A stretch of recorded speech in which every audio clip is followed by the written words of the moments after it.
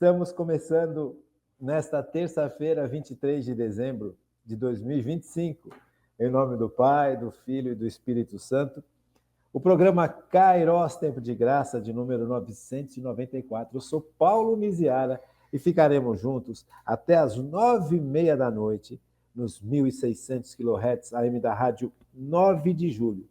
Nos trabalhos técnicos, o meu amigo Eli. O Eli está aí, louco aí dentro da rádio, porque tem um monte de coisa que fazer, né, Eli?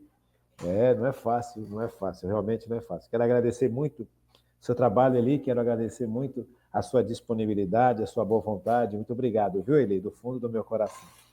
Eu quero agradecer também as pessoas que mandaram mensagens para a gente, né? Comentários no dia 8 do 11 de dezembro, né? Dia 8 de dezembro. Aparecida Jardim, boa noite. GM Hansten Procópio, boa noite, doutor Antônio Paulo. Marlene dos Reis e todo esse povo que mandou mensagens, né? Quero agradecer muito, viu, gente? A Selma Caires Neves disse assim: boa noite, doutor Paulo, vale a pena ouvir de novo essa aula.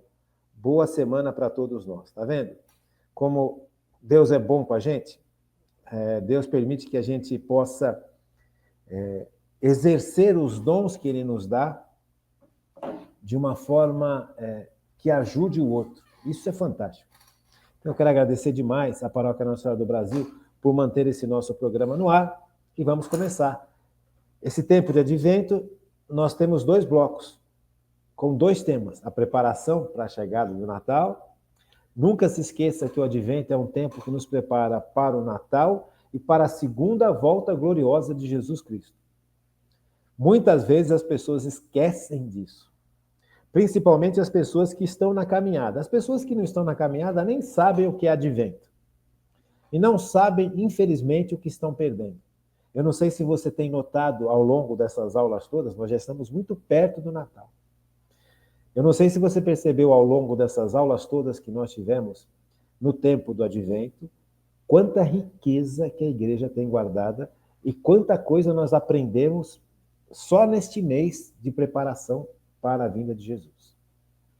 Eu estou muito grato a Deus por justamente poder estar aqui com você, né? Poder estar partilhando com você esses dias, né? Esses dias de advento.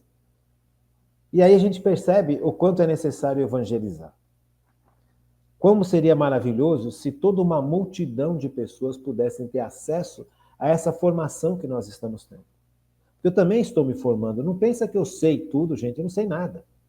Eu me preparo para dar as aulas. Eu também estudo, eu também me debruço sobre os livros, sobre professores, sobre padres, sobre bispos, sobre doutores da igreja. Eu também me preparo para isso. Eu não sei tudo, não sei nada. Então, eu também estou aprendendo. Eu também estou no mesmo barco que você. E como seria bom se muitos de nós estivéssemos também nesse barco. Então, me ajude a evangelizar, me ajude a chegar onde eu não consigo chegar. Gente, eu não falo isso à toa. Eu não consigo estar no mesmo ambiente que você está. Eu não consigo ter acesso às amizades que você tem. Eu não consigo participar da paróquia que você participa. Então, são lugares, são situações em que só você pode estar. Eu não. Me ajude a chegar nesses lugares. Leve esse programa para quem precisa, gente. Sabe, apresenta esse programa, pega um trecho que tocou para você de um programa, grava esse trecho e apresenta. Não precisa apresentar o programa inteiro. Grava o trecho no seu grupo de oração, na sua partilha do terço, com outras pessoas. Sabe, pega um trechinho do programa e reza o terço em cima desse trechinho que tocou você. Então, é importante demais que a gente possa evangelizar juntos. Porque olha o que nós estamos perdendo, que não conhecemos o tempo do advento. Então, o tempo do advento, ele vai trazendo para a gente personagens que são essenciais da Bíblia e da tradição. Não é só da Bíblia, da tradição também. O catolicismo tem 3 pilares: a palavra escrita, a tradição oral e o magistério da Igreja Católica. Os protestantes só têm a Bíblia. Mas a Bíblia veio da onde? A Bíblia veio de uma tradição oral. A Bíblia não foi escrita logo no primeiro ano que os apóstolos começaram a evangelizar. A Bíblia o Novo Testamento ele foi escrito ao longo dos tempos. Lá pelos anos 60, 70 depois de Cristo, as cartas dos apóstolos que eles mandavam para as comunidades, os evangelhos que realmente eram inspirados pelo Espírito Santo, foram sendo escritos principalmente quando esses apóstolos chegavam em regiões mais complicadas para evangelizar fora de Israel. Então, a Bíblia só começa a ser escrita um tempo bem longo depois. Então, os apóstolos, eles não tinham o Novo Testamento escrito, foram eles que escreveram ao longo do tempo da vida deles. Então, tem muita coisa que a gente estuda, que a gente aprende, que não está na Bíblia, que está dentro da tradição oral da onde a Bíblia foi tirada para ser escrita. Então, nós precisamos ter esse contexto e cabeça aberta e saber que tanto a tradição oral quanto a palavra de Deus, ambas são inspiradas pelo poder do Espírito Santo. Então, nós estamos estudando, pegamos trechos da Bíblia que a igreja nos dá, e aqui, nesse dia de hoje, a igreja nos dá um trecho tão importante, o nascimento de João Batista. Né? E como esse nascimento pode trazer para a gente coisas importantíssimas. Eu não sei se você lembra da aula de ontem, mas nós falávamos sobre Ana, a mãe de Samuel, que era uma mulher estéril, que não tinha filhos. E Deus fez um milagre na vida de Ana, porque Ana se derramou diante de Deus, derramou o sofrimento que estava no coração dela. Ela não fugiu do sofrimento, ela entregou o sofrimento para quem pode resolver os nossos sofrimentos, que é Deus. E fez o milagre. Ana, de estéril, passou a ser mãe de um grande sacerdote, de um grande profeta, de um grande homem de Deus, de um homem que fez diferença no tempo dele. Se Ana não tivesse se entregado a Deus, se colocado nas mãos de Deus, nós não teríamos tido Samuel. O último dos juízes, um grande profeta, um grande homem de Deus, um grande sacerdote de Deus, um homem que ungiu os novos reis de Israel. Ele é o último de um tempo de Israel, o tempo dos juízes. E ele inaugura o tempo dos reis. É um outro tempo de Israel, é um outro momento da história de Israel. Você percebe? Então é um homem que está entre dois tempos. Mas ele é fruto de um milagre. Ele é um milagre. E agora nós vamos ver um outro fruto de um outro milagre. Agora muito mais próximo de nós. São João Batista. O nascimento de João Batista. João Batista nasce de uma mulher que também era estéril. Santa Isabel.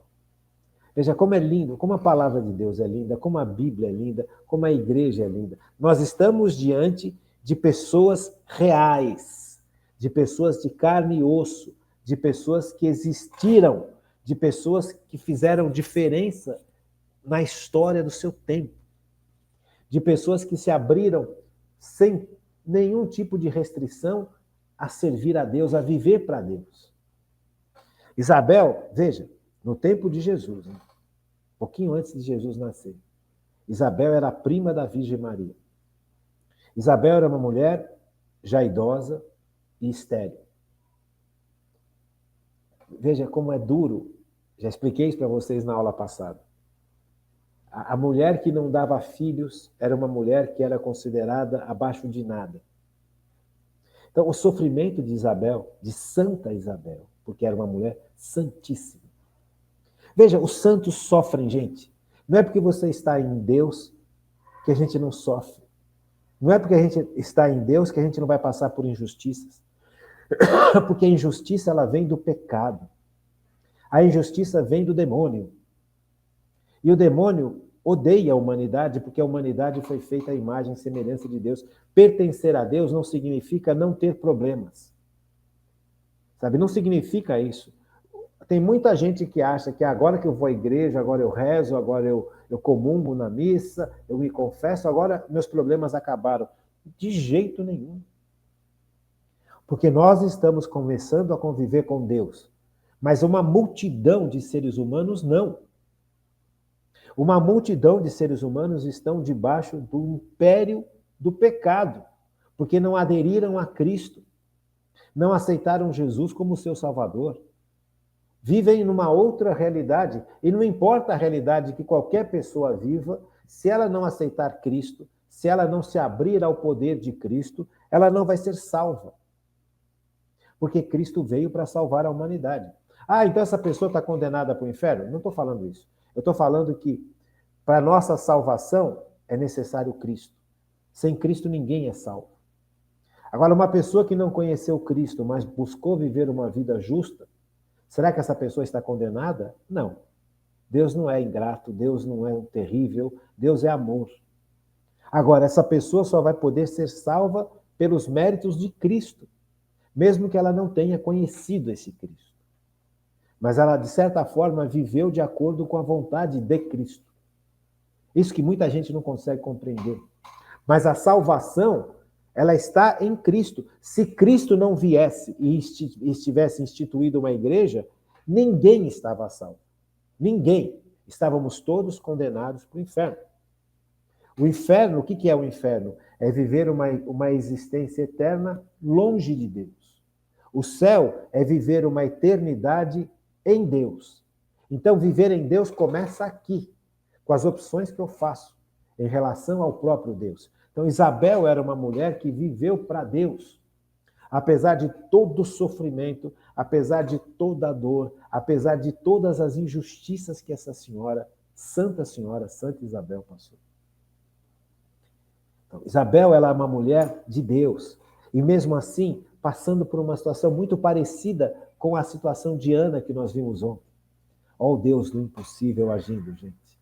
Ó o Deus, o nosso Deus, todo soberano, todo poderoso e todo amoroso. Deus é amor perfeito, justiça perfeita, verdade perfeita, benignidade perfeita, bondade perfeita e providência perfeita.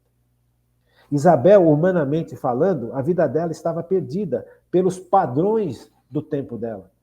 Ela não deu filhos para o marido dela. E ela é prima de Maria, da Virgem Maria, prima da Virgem Maria. Você compreende? Então, Isabel, uma mulher santa, uma mulher temente a Deus, uma mulher que sofreu, assim, coisas terríveis, terríveis, terríveis, terríveis. Então, ela está diante do fracasso aparente da vida dela. Santa Isabel. Santa Isabel está diante, porque o mundo de Isabel exigia que ela fosse mãe, que ela desse filhos para o marido dela. E ela não deu. Então, naquele tempo terrível, antes de Jesus nascer, essa mulher não valia nada. Veja que absurdo, porque essa mulher era santa, amorosa, quer dizer, o ser humano dela não tinha valor nenhum. O valor de Isabel estava no que os outros achavam que ela poderia oferecer, não nela.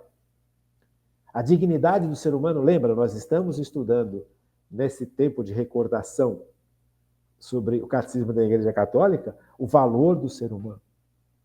Isabel é uma mulher de extremo valor, uma mulher temente a Deus, uma mulher honrada, uma mulher trabalhadora no sentido de cuidar da sua família, de cuidar da sua casa, de cuidar das coisas de Deus, de cuidar. Veja, é uma mulher que tem todo o potencial. Porque a mulher foi feita para dar a vida, mas não só dar a vida como nascer uma criatura a partir dela, mas essa criatura que nasceu dela ser formada. Então a mulher, gera vida física e gera vida por todos os poros da sua existência. Sabe? A mulher, ela é uma fonte de vida. Ela não só gera a vida física, mas ela gera a vida dessa pessoa que nasceu. Ela é mãe, ela cuida, assim como a Virgem Maria. A Virgem Maria é mãe em todos os sentidos, porque ela é perfeita. Ela foi preservada do pecado. Ela foi escolhida desde sempre para ser a mãe do Senhor, a mãe de Deus que faz obra. Ela oferece a sua carne a Cristo. A carne de Cristo vem da Virgem Maria. O sangue de Cristo vem da Virgem Maria. Veja, a criação do menino Jesus é fruto da ação da graça e da ação do papai adotivo dele, que é São José, e da mamãe dele, que é a Virgem Maria. Veja, não é só vida física, é vida humana, é vida moral, é vida religiosa, é vida de existência. Uma casa que não tem mulher é uma bagunça. Uma casa que tem uma mulher agindo é uma casa ordenada. Veja, a mulher gera a vida. Então, Isabel, prima da Virgem Maria, é estéril. Então, todos os predicados humanos que Isabel tem não são considerados. Todo o esforço dessa mulher para ser uma mulher honesta, para ser uma mulher decente, para ser uma mulher obediente a Deus, nada disso é valorizado. A única coisa que é valorizada é se ela desse filhos para o marido dela. E ela já na velhice não tem filhos. Então, todo o bem que essa mulher fez a vida inteira foi jogado fora, no sentido dos outros não reconhecerem. Para Deus, não. Deus reconhece todos os bens que nós fazemos. Porque é onde Deus age, aí acontece o bem. Se eu faço o bem, é porque Deus está agindo em mim. Você compreende? Se eu faço realmente o bem com boa intenção, com intenção de amor, com intenção de partilha, não com intenção de ganho, não com intenção de me purificar perante os outros, não. Quando eu faço o bem por amor, movido por paixão, compaixão ao próximo, porque eu compreendo o sofrimento do próximo, porque eu vejo no sofrimento do próximo o meu próprio sofrimento, e vejo tanto no sofrimento do próximo como no meu sofrimento, o sofrimento de Cristo. Isto é viver de amor. Isso é doar-se por amor. E naquele tempo não davam valor para isso, como não dão valor para isso hoje. Então se você não se enquadra no esqueminha que o mundo quer que você se enquadre, você é desvalorizado. Você é jogado fora, você é tratado como um nada. Veja, países da França, da República, os católicos estão sendo dizimados, mortos, porque não pode ser católico. E se o fato de você ser católico é descoberto pelos líderes desses países, que eu não vou falar os nomes, você vai buscar no Google, tem um monte deles, você vai ver que esses homens e mulheres e crianças estão sendo dizimados aos milhares e ninguém fala nada. Por quê? Porque não vale perante os donos do mundo. Como não valia Isabel. Isabel é uma mulher maravilhosa em todos os sentidos, mas não era valorizada. Era profundamente desprezado. Só que Deus não despreza ninguém. Deus valoriza tudo o que nós fazemos por amor. Porque Ele, Deus, é amor. Tanto é amor que Ele está em nós e nós só conseguimos fazer esse tipo de bem porque Deus age em nós.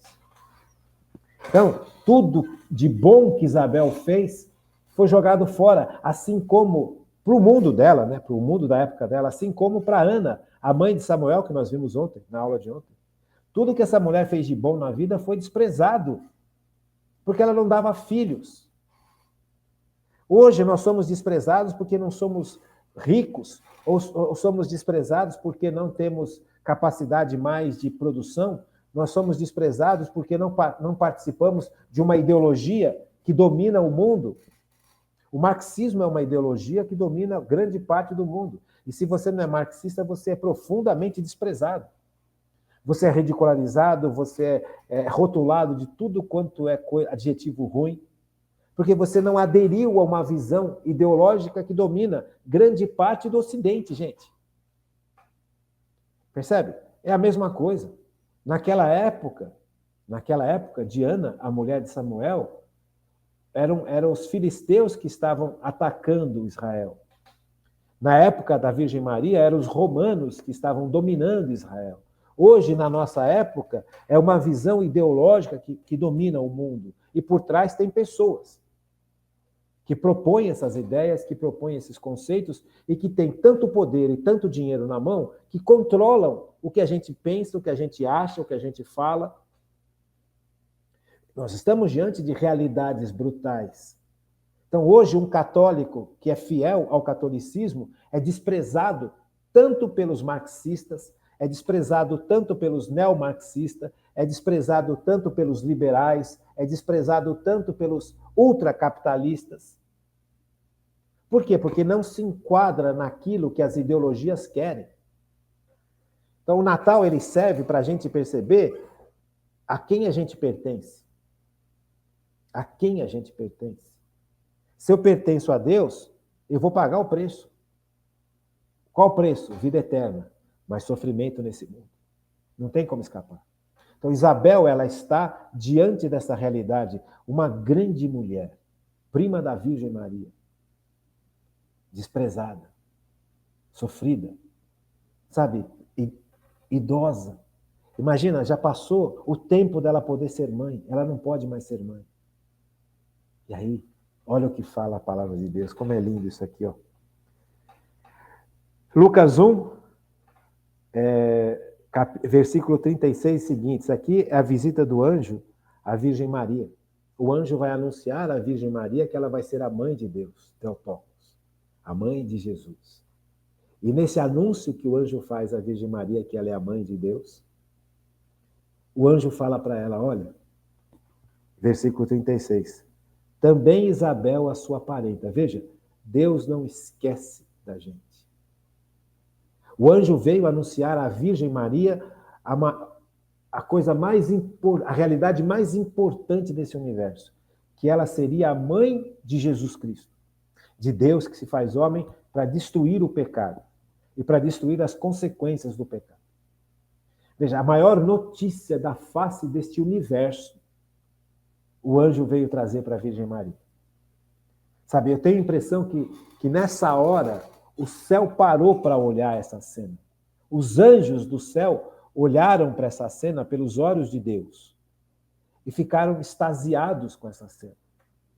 A notícia mais importante do universo está sendo dada à Virgem Maria. Ela vai ser a mãe do meu Senhor, a mãe de Deus, a mãe de Jesus, que é Senhor e Salvador. Não tem notícia mais importante, não tem momento mais importante. O momento mais importante do que esse é quando Jesus vence o demônio na cruz, ressuscita e quando ele voltar na glória. Não tem nada mais importante na face da terra do que isso que está acontecendo, que é a nossa preparação para o Natal. O anjo vem anunciar que a Virgem Maria vai ser mãe. Mãe, virgem e mãe. Virgem e mãe. Nós estamos aqui diante do começo da vitória extraordinária de Deus em favor da humanidade. Não tem nada mais importante que isso. E Deus lembra do sofrimento da prima da Virgem Maria. Deus lembra o sofrimento dos filhos da Virgem Maria, que somos nós. Porque a Virgem Maria é mãe de Deus e mãe da igreja. E mãe de todos nós. Mãe, inclusive, daqueles que odeiam a Virgem Maria. Mãe, inclusive, daqueles que desprezam a Virgem Maria. Mãe, inclusive, daqueles e daquelas que se afastaram da Virgem Maria. Se nós soubéssemos o amor com que a Virgem Maria ama a cada um de nós, nós cairíamos de joelhos diante de Cristo. Porque o amor que move o coração da Virgem Maria é o amor de Deus. E o amor de Deus é um amor cheio de perdão e de misericórdia. Veja, Lucas 1. Quando o anjo acabou de anunciar à Virgem Maria que ela seria a mãe de Deus, ele continua falando. Também Isabel, tua parenta, até ela concebeu um filho na sua velhice, e já está no 6º mês aquela que é tida por estéril. Porque a Deus nenhuma coisa é impossível. Porque a Deus nenhuma coisa é impossível. Isabel estéril, velha, idosa, não tem mais óvulos, gente. Fisicamente, fisiologicamente, a mulher nasce com uma quantidade específica de óvulos. Chega uma idade que esses óvulos acabam. Veja, é a menopausa. Então, a Isabel já está para lá da menopausa. Ela não pode ter mais filhos, ela não tem mais como ter filhos, humanamente fazendo. Mas isso para Deus não é nada. Deus é capaz de ultrapassar todos os limites, movidos pelo seu amor, movido pela sua onipotência, pela sua sabedoria, pela sua vontade. Para Deus, nada é impossível. Então eu preciso viver debaixo dessa realidade de um Deus que é o Deus do impossível. Não significa que ele vai realizar o impossível sempre para todo mundo, a qualquer instante. Não é isso. Mas é isso. Deus pode fazer isso. Mas ele faz isso na medida em que isso sirva para o bem comum, que isso sirva para a salvação da humanidade. Não para me engrandecer, não para me tirar de uma dor, não. Deus vai me tirar de uma dor na hora que ele achar que ele tem que tirar, na medida em que eu me coloco nas mãos dele. Veja, Deus realiza milagres porque ele mostra sinais de que ele pode tudo. Você percebe? A gente perdeu a consciência do milagre. Hoje a gente vive um mundo materialista que não acredita em milagres. Inclusive dentro da igreja tem um monte de gente que não acredita em milagre. Um monte de padre, um monte de bispos. Até cardeais que não acreditam mais em milagre. Deus é capaz de milagres todos os dias. Mas só que Deus não é um milagreiro que vai agir na medida em que eu preciso, eu necessito ou eu quero. Deus age na medida em que o bem comum vai ser olhado. Se é necessário para o bem comum que aconteça um milagre na minha vida, Deus vai realizar esse milagre. Então nós esquecemos do sentido do milagre, nós esquecemos que João Batista, aquele que vai nascer do ventre de uma mulher estéril e idosa, é fruto de milagre. E a vida de João Batista também é fruto de um milagre. Assim como Samuel, no programa de ontem. Só que agora João Batista, ele está cheio do Espírito Santo, mais do que Samuel. Pelos méritos de Cristo. Veja, vamos ler aqui. Também Isabel, sua parenta, Lucas 1, versículo 36, concebeu um filho na sua velhice, e já está no 6º mês aquela que é tida por estéril. Mas a Deus nenhuma coisa é impossível. Então disse Maria, eis aqui a serva do Senhor, faça-se em mim segundo a tua palavra, e o anjo se afastou dela. E aí a Virgem Maria, correndo, vai visitar Isabel. E nessa ida até a casa de Isabel, Maria está grávida, a Virgem Maria está grávida de Jesus.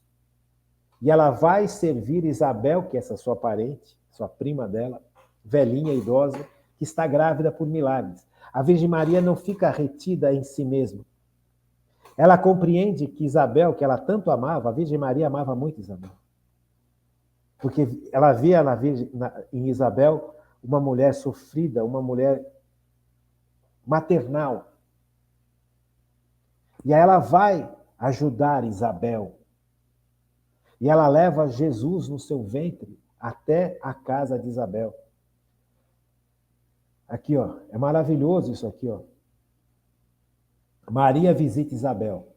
Versículo 39 do 1º capítulo do Evangelho de São Lucas. Naqueles dias, Maria levantou-se e foi às pressas às montanhas, a uma cidade de Judá. Entrou na casa de Zacarias. Zacarias era esposo de Isabel. E saudou Isabel.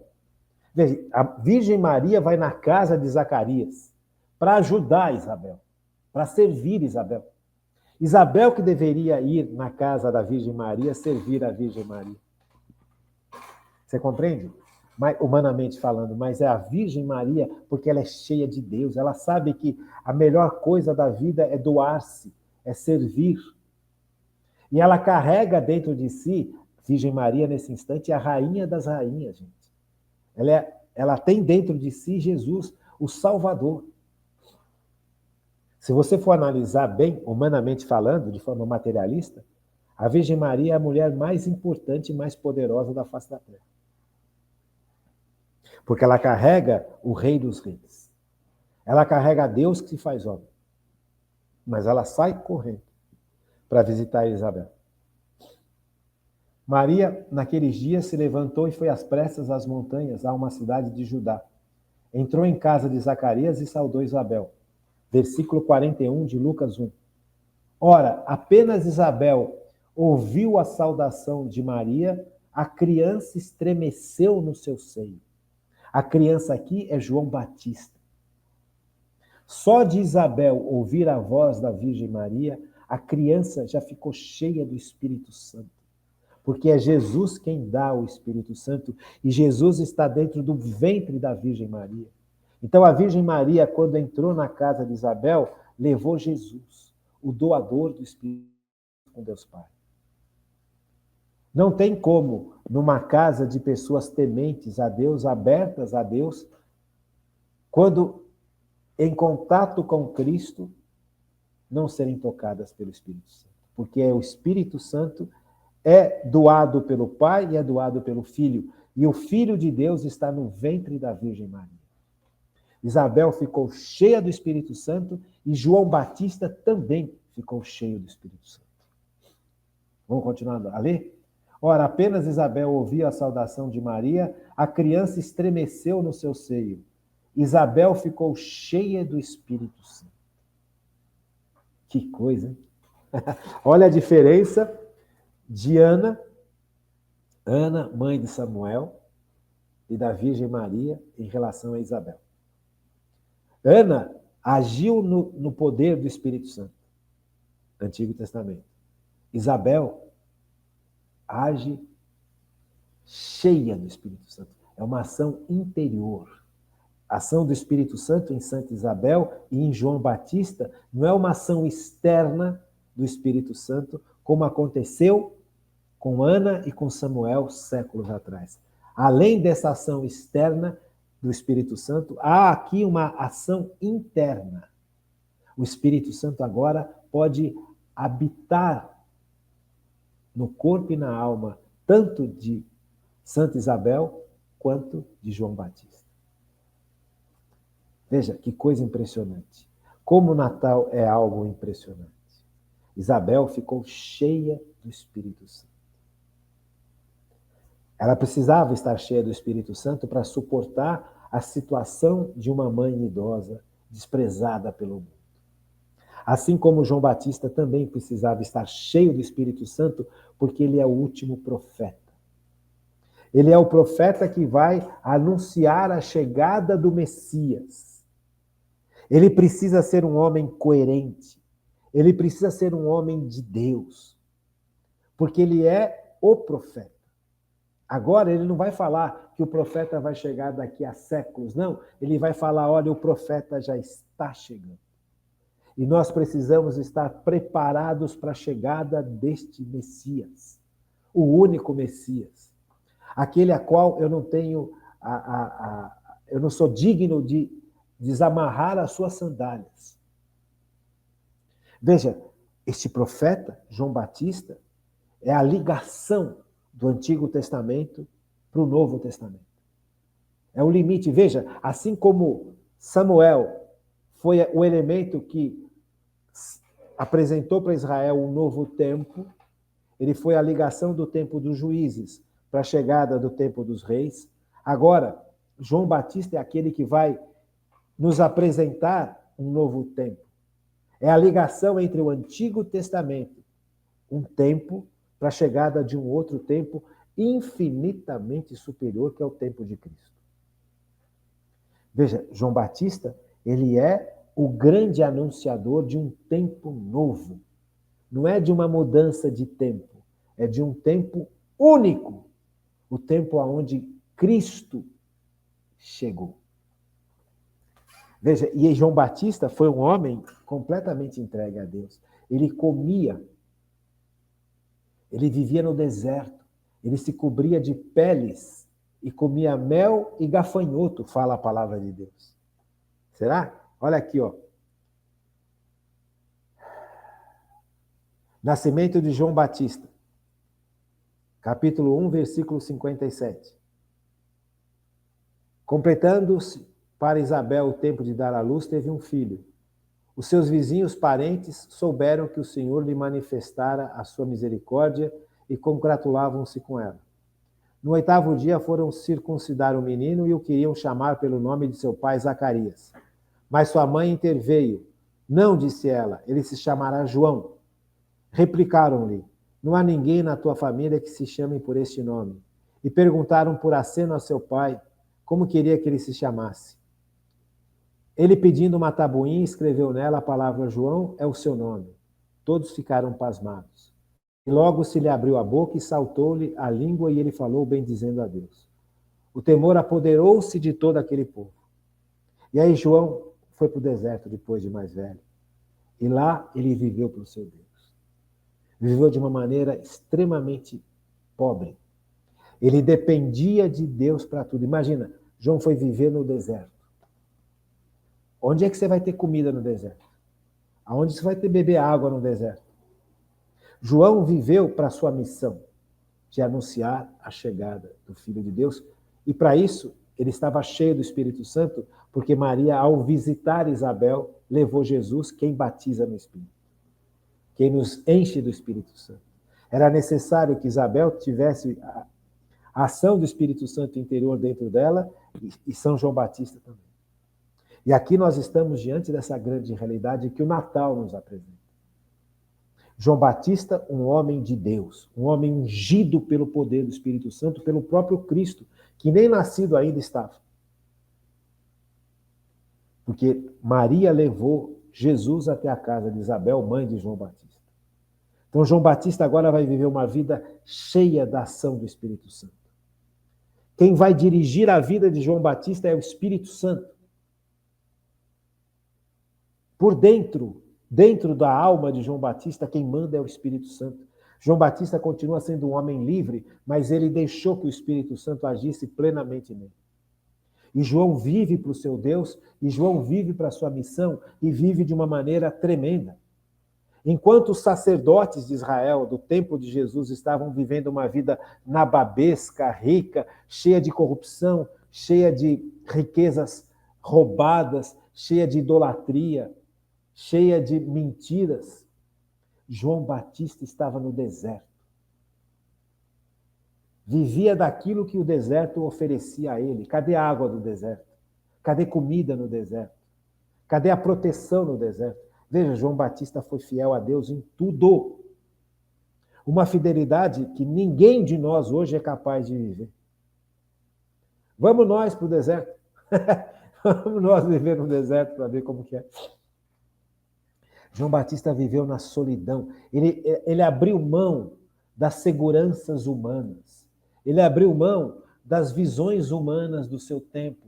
Ele abriu mão das comodidades, que eram tão poucas naquela época. Ele abriu mão das riquezas. Ele abriu mão do comodismo. Ele abriu mão da visão corrente, porque era uma visão corrompida. Veja quantas e quantas vezes eu falei de corrupção, gente, nessa preparação para o advento. O pecado faz isso com a humanidade. No tempo de João Batista vive uma vida completamente distante disso tudo. Ele poderia estar vivendo debaixo disso tudo, porque ele é filho de Zacarias. Zacarias é sacerdote. João Batista, ele se torna um homem de Deus completamente livre, completamente entregue. Não há paixão na vida de João Batista que não seja amar a Deus sobre todas as coisas. Veja, deserto é sol escaldante e noites geladas. João Batista se vestia de pele. Você já colocou pele de bicho no seu corpo para você ver como que é? Curtida? Sobre o calor do deserto e sobre o frio do deserto à noite? Será que essas peles realmente eram peles que aqueciam João Batista? João Batista comia mel e gafanhoto, que é o que ele podia obter do deserto. E viveu e se tornou um homem forte. Veja, a ação de Deus. A ação de Deus vai muito além daquilo que o mundo estabelece como ser forte. João Batista era fortíssimo. João Batista era saudável. João Batista era equilibrado. João Batista era completamente dependente de Deus. Nada afastava João Batista de Deus e da sua missão. Ele viveu para o seu Deus. E proclamou. e preparou as pessoas do seu tempo para a chegada de Jesus. João Batista propunha e propôs uma vida de arrependimento, porque este é o grande ponto para a gente encontrar Jesus. Sabe, o emocional é importante, o racional é importante, mas, de verdade, aquilo que me faz me abrir para Jesus, encontrar Jesus na minha vida, não vai ser nem o emocional e nem o racional. Porque isso tudo pode me aproximar de Jesus, mas me abrir para Jesus é só quando eu tenho consciência da minha miséria, consciência dos meus pecados, consciência da gravidade dos meus pecados e do afastamento que os meus pecados me trouxeram em relação ao amor de Deus e o amor ao próximo.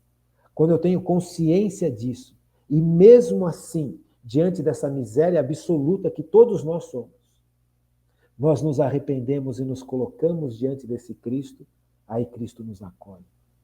Isso é encontrar Cristo. Encontrar Cristo na nossa miséria. E quando nós nos deparamos com a nossa miséria, a gente foge dela. João Batista não fugiu. E João Batista levou as pessoas do seu tempo a se encontrarem com a sua miséria, porque ele propunha um batismo de arrependimento, e arrependimento é isso. Mas o arrependimento não fica só na dor, o arrependimento me leva para Cristo, que é aquele que me perdoa, me acolhe e me ama. O arrependimento, só pelo arrependimento, só me leva para a tristeza, mas o arrependimento tem que me levar para Cristo, e é exatamente isso que João Batista viveu e propôs no seu tempo.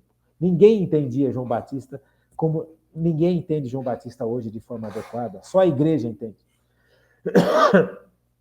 E até mesmo gente dentro da igreja critica João Batista. Que coisa, né? Então, a grande profecia de João Batista é levar a humanidade para o arrependimento verdadeiro.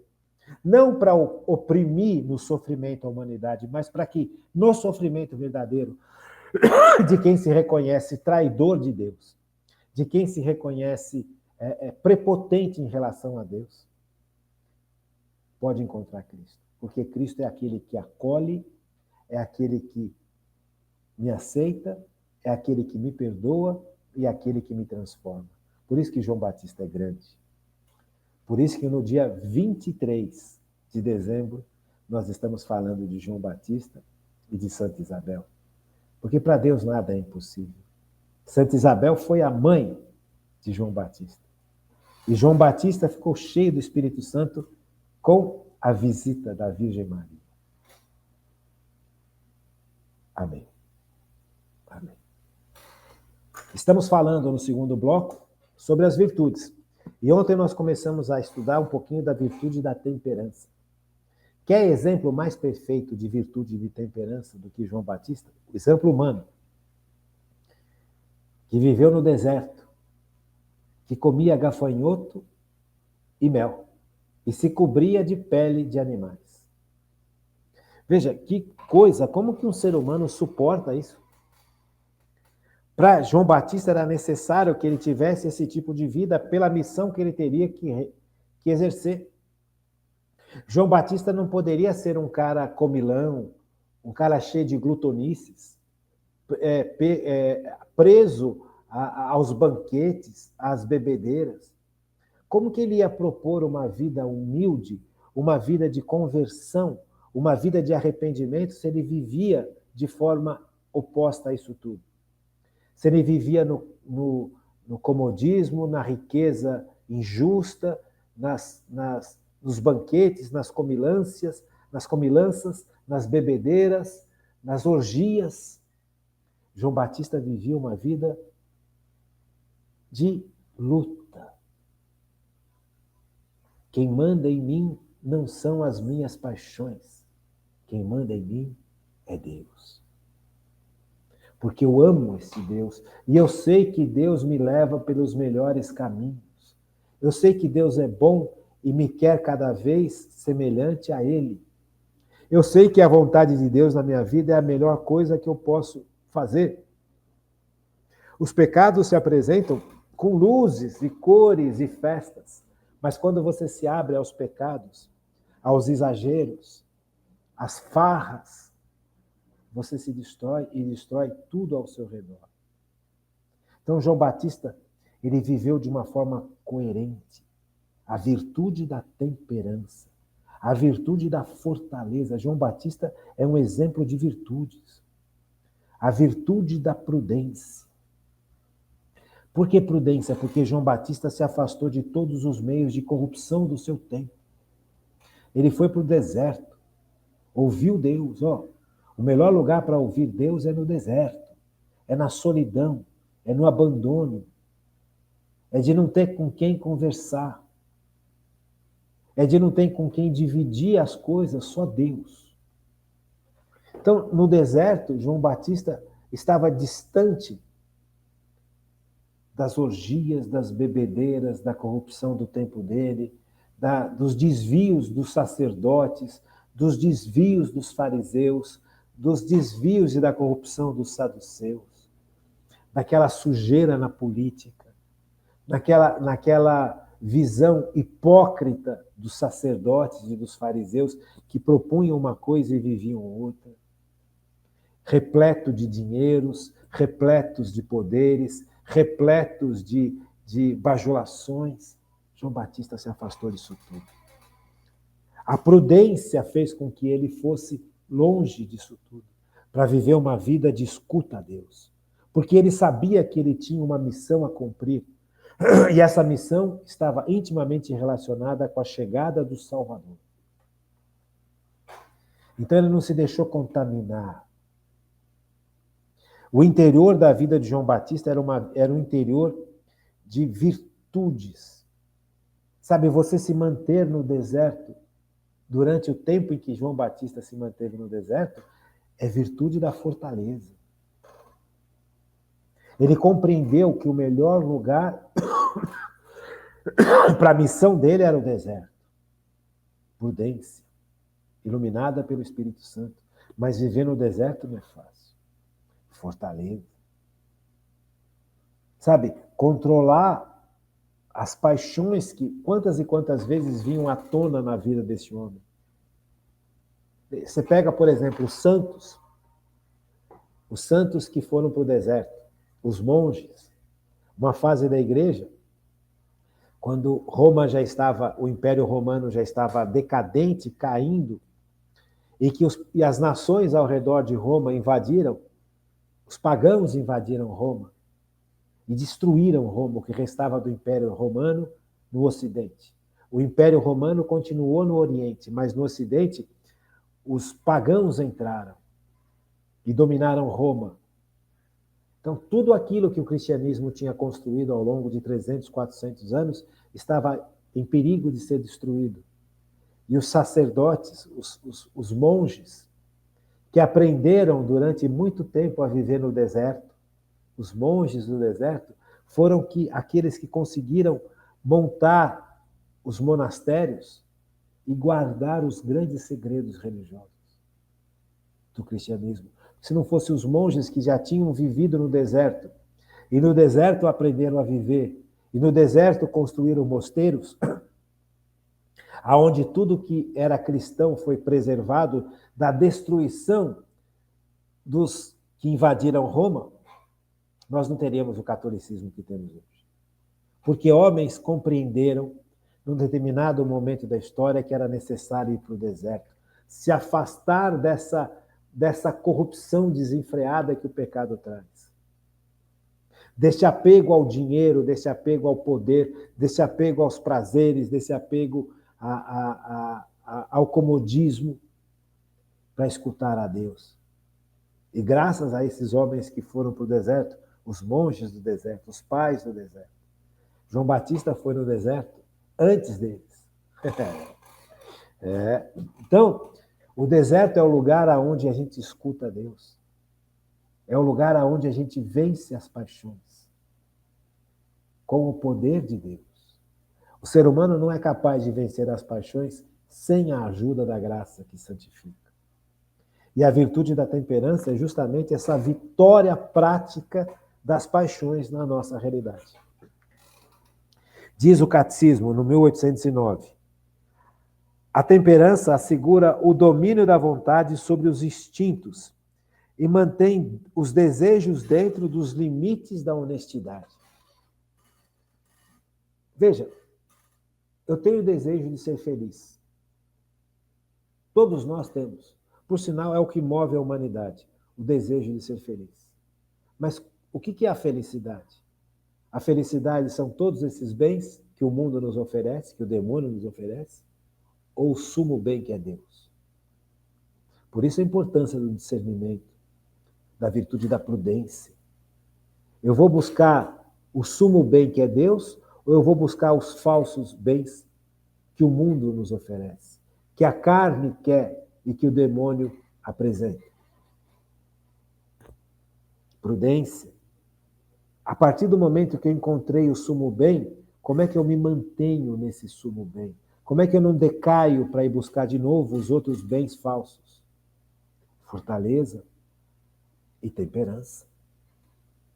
Eu preciso aprender a controlar humanamente os meus desejos, dentro de um parâmetro. Qual parâmetro? Eu tenho desejos dentro de mim e esses desejos só serão bem supridos se eu, em primeiro lugar, encontrar a Deus e Deus for o Senhor dos meus desejos. Porque eu fui criado para Deus. Nós não fomos criados para as paixões desse mundo, que o mundo nos oferece. Nós fomos criados com um grande vazio para buscar a Deus. Então, eu preciso me conhecer. Sabe, eu quero ter uma companheira? Quero. A companheira, ela vai ser uma ajuda neste caminho para Deus. Mas se eu faço da busca da minha companheira o sentido da minha existência, eu nunca vou conseguir viver bem com qualquer companheiro. Porque só Deus pode ser o sentido da minha existência. Então, quando eu começo a buscar esse desejo de ter uma companheira, que é um desejo válido para quem é chamado para ter uma família, é um desejo super válido e super importante. Só que eu não posso fazer da minha companheira o centro da minha existência. Porque só Deus pode ser o centro da minha existência. Só Deus tem a força para ser o centro da minha existência. Se eu desejo ter uma boa profissão e ganhar dinheiro, é um bom desejo? É. Mas eu não posso fazer do ganhar dinheiro o centro da minha existência. O centro da minha existência tem que ser ganhar a Deus, em Cristo, no poder do Espírito Santo. Porque aí o dinheiro que eu vou ganhar com o meu trabalho vai ter sentido. Se o dinheiro for o centro da minha existência, ele passa a ser o meu Deus. E esse dinheiro vai me dominar. Só que o dinheiro não foi feito para me dominar. O dinheiro foi feito para que eu o domine para o bem comum. Enquanto eu não tiver Deus na minha existência, Deus não for o centro da minha existência, eu vou buscar falsos deuses. E esses falsos deuses se alimentam da gente, destroem a gente. Só o Deus verdadeiro é alimento. Veja a Eucaristia. Jesus se dá na Eucaristia, em corpo, sangue, alma e divindade. Ele se dá em alimento. Ele salvou a gente numa cruz e continua se dando, literalmente, em alimento. Então, se eu não encontro Jesus como centro da minha existência, que é Ele que me liga ao Pai, se eu não encontro Jesus, eu não encontro nada. Eu não posso viver em função de saciar as tristezas que eu sinto, compensar. Eu passei, quando era jovem, uma humilhação imensa no meu colégio. Então, de agora em diante, eu vou viver para me vingar dessa humilhação. Eu vou viver para ser o cara. Sabe, isso não pode ser a meta da minha vida, porque isso não vai me trazer a felicidade. A vingança, o espírito de compensação para provar para os outros que eu posso, não pode ser o centro da minha existência. E quanta gente vive em função de encontrar alguém, de ganhar dinheiro, de compensar tristezas. Veja, isso são falsos deuses. Então, o Catecismo da Igreja Católica, quando ele fala da temperança, ele fala algo muito importante. Assegura o domínio da vontade sobre os instintos e mantém os desejos dentro dos limites da honestidade. Ganhar dinheiro é bom? Claro. Desde que eu saiba viver com o dinheiro e como usar o dinheiro para a honra e glória de Deus. Não para a honra e glória das minhas vaidades, não para a honra e glória das minhas raivas, não para a honra e glória dos meus prazeres. Você entende, gente? Veja, uma pessoa que quando jovem era feinho ou feinha, passou a vida inteira sendo humilhado, sendo desprezado, sendo... E aí toma uma decisão, de agora em diante eu vou fazer todas as plásticas possíveis, eu vou fazer horas e horas de academia, eu vou ficar cada vez mais forte, mais... Veja, essa pessoa está colocando o ideal da vida dela em algo que é absurdamente inócuo, passageiro. A beleza passa. Aquelas pessoas que te desprezaram não souberam enxergar em você o valor que você tem. E você passou de agora em diante a olhar para você com a mesma perspectiva daquelas pessoas que te desprezaram. Você também não está conseguindo olhar para você o seu verdadeiro valor. Você está olhando só a aparência. Nós não podemos viver de aparência. Você compreende? Eu preciso viver de forma adequada. Eu preciso desenvolver todo o meu potencial humano, as minhas virtudes, os dons que Deus me deu, as capacidades que Deus me deu, a inteligência, a vontade. Tudo isso requer atenção, requer esforço. Se eu vivo só para ter aparência, eu estou abrindo mão de todo o potencial humano que Deus me deu, naturalmente. Sem falar do potencial sobrenatural que nos chega através da igreja, que nos chega através dos sacramentos, dos dons de santificação. Você percebe? Nós estamos abrindo mão do ser humano para buscar um fantasma. Aquelas pessoas que me desprezaram, que me acharam feio, gordo, talvez hoje nem me achem mais, nem sabem mais. Fizeram isso porque eram crianças, porque eram tolas ou tolos. Porque eram vaidosos, porque eram prepotentes ou porque sofreram também. E eu estou baseando toda a minha vida em algo que já passou. Eu faço uma proposta de vida vazia. Gente, basta você ficar gripado para você perceber que o corpo da gente é fraco. Eu vou ficar 2, 3, 4, 5 horas numa academia, eu vou ter força, eu vou ficar musculoso, mas depois de 10, 15 anos, por mais academia que eu faça, por mais plástica que eu faça, eu vou envelhecer. E eu não vou aceitar que eu estou envelhecendo, porque a minha proposta de vida é ser um jovem, forte e belo, porque quando eu era jovem, forte, eu não era nem forte nem belo. Veja que proposta de vida, desculpa, tola. Que proposta de vida sem sentido. Eu estou jogando fora todo o potencial humano em troca de uma migalha para provar para alguém que me desprezou quando eu era pequeno que eu posso ser diferente. E a gente vive em função disso. Sabe? Então é importante que a gente compreenda o sentido das virtudes. É importante que a gente compreenda o sentido da realidade. A pessoa temperante orienta seus apetites sensíveis para o bem, guarda a santa discrição e não se deixa levar pelas paixões do coração. Não tem nada dentro da gente que seja mais tortuoso do que as vontades do nosso coração. O nosso coração exige um monte de coisa que não é para o nosso bem. Vamos ler de novo? 1809 do Catecismo da Igreja Católica. A pessoa temperante, ou seja, a pessoa que vive a virtude da temperança, luta pela virtude da temperança, desenvolve a virtude da temperança.